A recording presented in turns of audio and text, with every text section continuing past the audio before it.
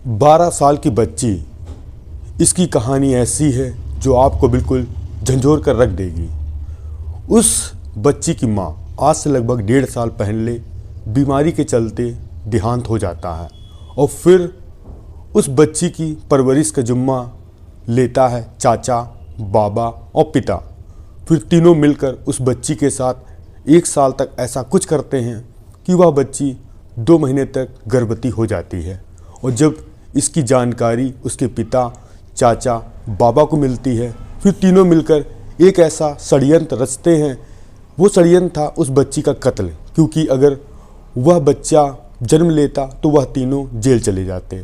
और फिर उस रात तीनों मिलकर षड्यंत्र कर रहे थे, तभी 12 साल की बच्ची की आँख खुलती है। वह सुनती है अपने पिता के मुँह से कि उसका कल कत्ल कर दिया जाएगा। उससे पहले वह बच्ची ऐसा कदम उठाती है जिसको सुनने के बाद आप भी हैरान हो जाएंगे।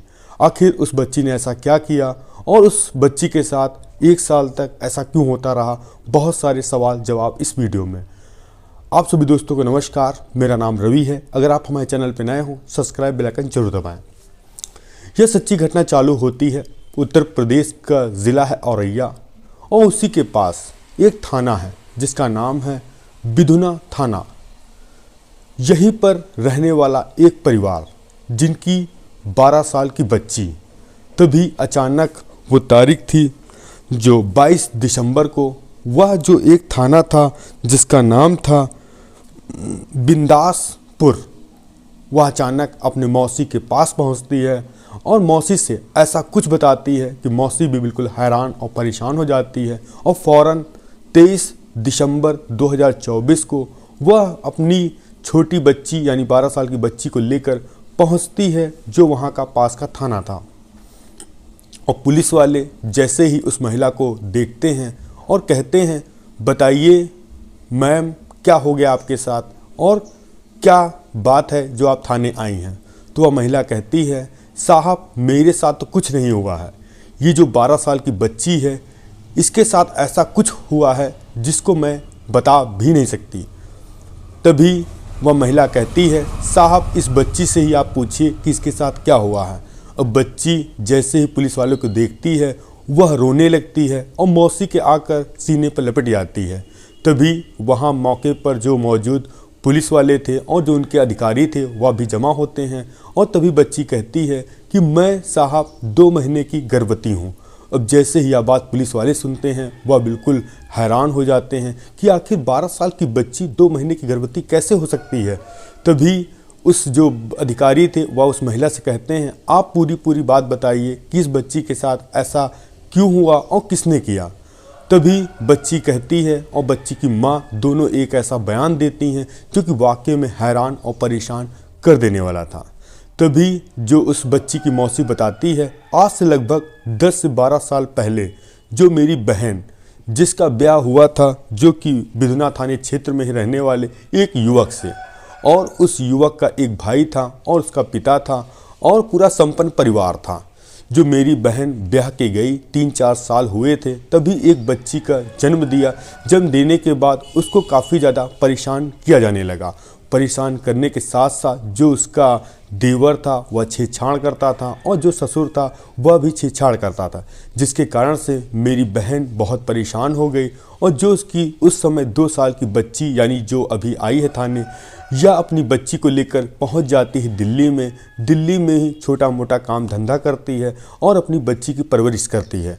सब कुछ ठीक ठाक चल रहा था क्योंकि वह अपने परिवार यानी पति से अलग थी, दिल्ली में रह रही थी, तो सब कुछ ठीक ठाक चल रहा था। और 4 साल पहले अचानक उसका पति और देवर पहुंचता है दिल्ली में अपनी पत्नी को मनाने के लिए और कहता है कि चलो घर चलो, अब यहाँ काम मत करो, अब हम लोग पूरे परिवार के साथ रहेंगे और आगे से ऐसी समस्या नहीं आएगी। अगर दोबारा ऐसी समस्या आए तो तुम फिर दिल्ली चली आना। जो बच्ची थी वह भी धीरे धीरे 6 से 7 साल की हो चुकी थी और जो उस बच्ची की माँ थी अपने पति के बहकावे में आती है और दोबारा से बिधुना थाने क्षेत्र में ही अपने यानी ससुराल में आ जाती है। ससुराल में आने के बाद कुछ दिन तक तो ठीक ठाक रहता है और तभी फिर से वही टॉर्चर उसके माँ के साथ किया जाने लगता है। अब 1.5 साल पहले उसको कुछ बीमारी भी थी और तभी पता चलता है उस बच्ची की माँ की मौत हो गई है। मौत हो जाने के बाद वह बच्ची काफ़ी रोती है, क्योंकि उसकी माँ ही थी जो उसकी हर बात सुनती थी, जानती थी। और तब क्या हुआ, जब वह बच्ची अकेले रहने लगी और धीरे धीरे उसकी उम्र भी 9 से 10 साल हो गई थी। अब बच्ची छोटा मोटा घर का काम करती, इसके साथ स्कूल जाती। और एक दिन जो उसके पिता काम से आए थे घर, और तभी उसने अपनी 11 साल की बच्ची से कहा कि बेटा पानी ले आओ, मुझे प्यास लगी है। वह पानी लेकर आती है। जो उसका पिता था उस बच्ची का ही हाथ पकड़ता है और कहता है बेटा मेरे पास बैठो आके। और तभी वह उस बच्ची को तरह तरह से छू रहा था और अश्लील हरकत कर रहा था। वह बच्ची कुछ समझ पाती तो उससे पहले ही उस बच्ची को उसने बेड पे गिरा दिया और उसके साथ तब तक संबंध बनाया जब तक उसका मन किया। और फिर उस बच्ची को हिदायत दी कि तुमने यह बात अगर किसी को बताई तो मैं तुमको मार दूंगा, और जैसे तुम्हारी माँ मरी है वैसे तुम भी मर जाओगे। अब बच्ची गुमसुम रहने लगी और वह डेरी डेरी रहने लगी। और तभी यह बात उसने एक दिन अपने चाचा से बताया कि चाचा, जो मेरे पापा हैं मेरे साथ गलत करते हैं और वह कहते हैं कि अगर तुमने किसी से बताया तो मैं तुमको जान से मार दूंगा। अब चाचा, जो कि उसके पिता थे, काम के सिलसिले में बाहर गए थे और चाचा, जो कि कमरे में अकेले थे, वह भी उसी की मजबूरी का फ़ायदा उठाते हैं और वो भी वही काम करता है जो कि उसके पिता ने किया था। अब बच्ची अपनी आप बीती बताए तो किससे बताए, जब कभी उसका पिता उसके साथ संबंध बनाता और वह रोने लगती। फिर उसके बाद वह अपने चाचा के साथ जाती और कहती है कि मेरी कुछ हेल्प करिए और मुझे इस छुटकारे से आज़ाद करिए। तो चाचा भी यह सब काम किया करता। अब उसके बच्ची के प्रति एक ही शख्स बचा था जो उसकी सहायता कर सकता था, वह कोई और नहीं और उसका बाबा था। तभी एक दिन वह अपने बाबा के साथ जाती है खेत में और वहाँ पर रोने लगती है। बाबा पूछता है बेटा क्या हुआ, तुम्हें कोई परेशानी है या तकलीफ़ है? तो वह बाबा के गले लपटती है, कहती है बाबा, जो मेरे पिता हैं वह मेरे साथ गंदा काम करते हैं। और इतना ही नहीं, जब मैंने यह सारी बात अपने चाचा को बताई तो उन्होंने मेरे साथ गलत काम किया और कहा कि अगर किसी से तुमने बताया तो हम तुमको जान से मार दूंगी और मैं अब बहुत ज़्यादा दर्द झेलती हूँ, मुझे बर्दाश्त करने की क्षमता नहीं है और ऐसा लगता है कि मैं मर जाऊंगी। अब बाबा उसको कमरे में ले जाते हैं खेत में ही, वह भी उसके साथ गंदा काम करते हैं और तब तक करते हैं जब तक उनकी इच्छा नहीं भरती। और यहाँ तक कहते हैं कि यह बात तुम ना तो पिता से बताओगी ना तो चाचा से बताओगी, अगर किसी से बताया तो मैं भी तुमको मार दूंगा और तुमको कोई बचा भी नहीं पाएगा। अब बच्ची जाती तो किसके पास जाती, तब वह आखिरी उम्मीद लेकर पहुंचती है अपनी चाची के पास और कहती है कि मेरे साथ इस घर में बहुत गलत हो रहा है और मैं अब लगता है मैं इस घर से भाग जाऊंगी, क्योंकि वो लोग रोज़ रोज़ गंदा काम करते हैं। चाची कहती है यह सब आम बात है, अगर तुम किसी से बताओगी तुम्हारी बात कोई नहीं सुनेगा क्योंकि तुम एक बच्ची हो। तभी 2 महीने पहले पता चलता है उस बच्ची के काफ़ी पेट में दर्द होता है और यह बात वह अपनी चाची से बताती है। और चाची को कहीं ना कहीं लग रहा था ऐसा तो नहीं यह बच्ची प्रेग्नेंट हो गई है।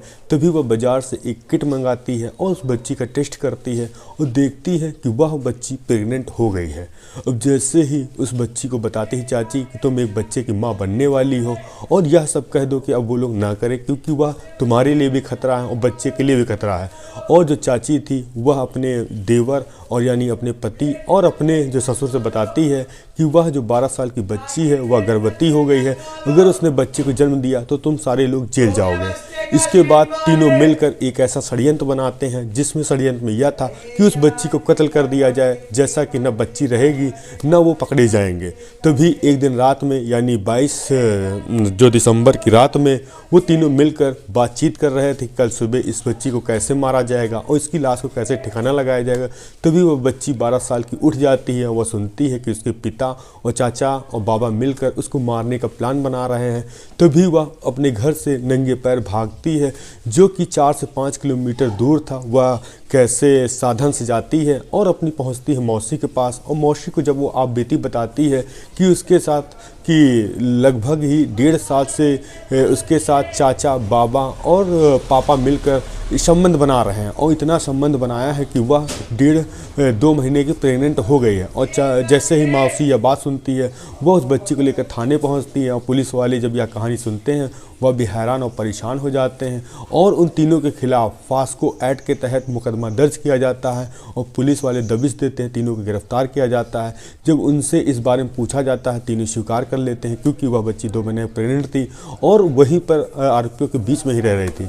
अब बताइए उस 12 साल की बच्ची का आखिर कसूर क्या था जिसके पिता और चाचा और बाबा ने विश्वासघात किया। अब वह अपनी आप बीती बताती तो किससे बताती जो घर में ही रहने वाले भक्षक बन गए थे।